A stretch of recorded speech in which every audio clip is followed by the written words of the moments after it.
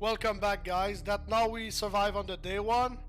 The first thing you need to do is starting build a harbor if you have access to the sea on a double province. If you don't have a double province, I suggest to not build it unless you're really in trouble and you really need to have access to the water. But in most cases, don't build a harbor if you don't have a double resources access to the sea. So now that we did that, we're gonna talk about the Poland war from yesterday. So the guy invaded me from the 3 different angles, this area, and this area. I speed up a bunker level 2 there, I speed up a level 1 here and a level 1 here, and he lost everything.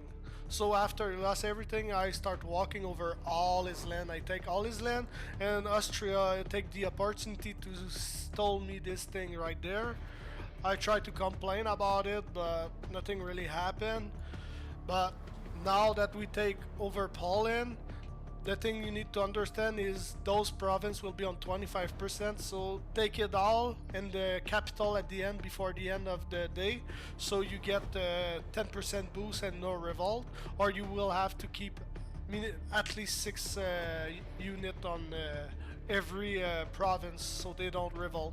And when you're done taking all the province and they are over 33%, the trick is you take the rally point if you have premium like that, and you rally them somewhere, like example the center of the capital, because if you keep the unit where they spawn with a low percentage, they get the percentage of the province. So if the province is low like this one, they're gonna be half health, and half health soldiers is not good.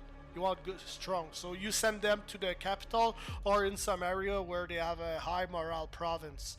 And what you want to do after that is keep at least 1 soldiers to get map vision around you, to see what's the other people's going around you, so they just don't walk freely over your land. Like this one here is walking there. I could have run there, but I won't do that because it's not a good play.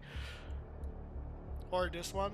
So now that I take over Poland and explain you about a little bit of the morale and what to do with the soldiers, you empty your soldiers from the low morale province so they don't take a lot of debuff. So now that you have done that, you have to make decision. Like I defend, I take over, and now I open my border with Ukrainian.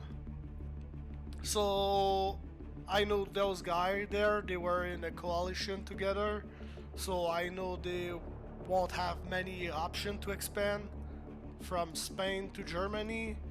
So I had to make a deal. I joined this coalition, but I still think that it can be someone that can betray me or wait me to be over there and just take all over my back, because that's what a lot of people do. I've done that before, and people will always do that. At the end of the game, what you want is win the game, so you will do everything to win.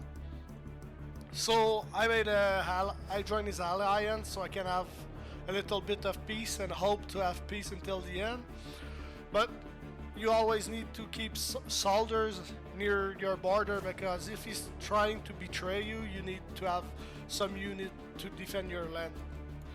So I will say at least 30 to 50% of his army potential. So right now I'm a bit low, but as you can see, I'm getting invaded by 3 countries at the same time. So yeah, I need to have a lot of unit. I have 1, 2, 3, 4 border to defend against 3 country. So now that you take a look over all your border and you make a decision, now it's time to take a look of what is happening in the game. That's a mistake a lot of new players are doing in the game. They just look what is going on here and here. But the problem is you're playing to conquer the map. You need to look around you what is going on around you. So what you want to do is go to diplomacy and look the province chart. That's the best way to see who's expanding fast. Sometimes some players have high province. They are not that great. It's just because the guy next to them, they just run away and kill all their soldiers to someone else. Or sometimes they are halt accounts. So as you can see, we have northern USA here. we take a look at Norton. Uh, my bad. So you see this guy's a new player, you have a decent KD but doesn't mean really much. And we have Algeria too. This guy have a lot of experience, his KD is fine, so he's an experienced player. So this guy can be a threat. You need to be careful from this guy because, like I said, some KD player doesn't mean much. I've seen KD player like him know how to play the game really well. Now that you have done that, you go and react to the defense, and in my opinion, those guys are multi-account because they react at the same time. This guy start attacking me at the same time as him, and this guy was moving too. This guy's a user with the 5 gameplay.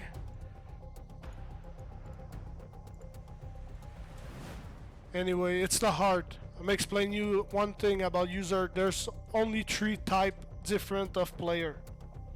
The first type of user is the complete noob, someone who made an account and just doesn't know how to play the game and is just trying on his first game.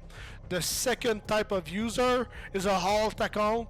I do think that this guy is using multiple accounts because they're building the same way. Like he's building some stuff, it's kind of the same way. Their reaction is probably is around the same time, so it's kind of weird whatsoever. So now the third one is the worst one. I've seen really good player that just don't want to be tracked in game, so they keep a username as a main name, so they can be tracked in the game and they just don't have pictures. So unless you go see the user and this KD, you won't know that this guy's a really good player until you look at the province chart in a couple days. So that's probably all for the day 2, guys. I hope you enjoy, and I hope you like to be better than the average player in this game. See you for day 3 tomorrow.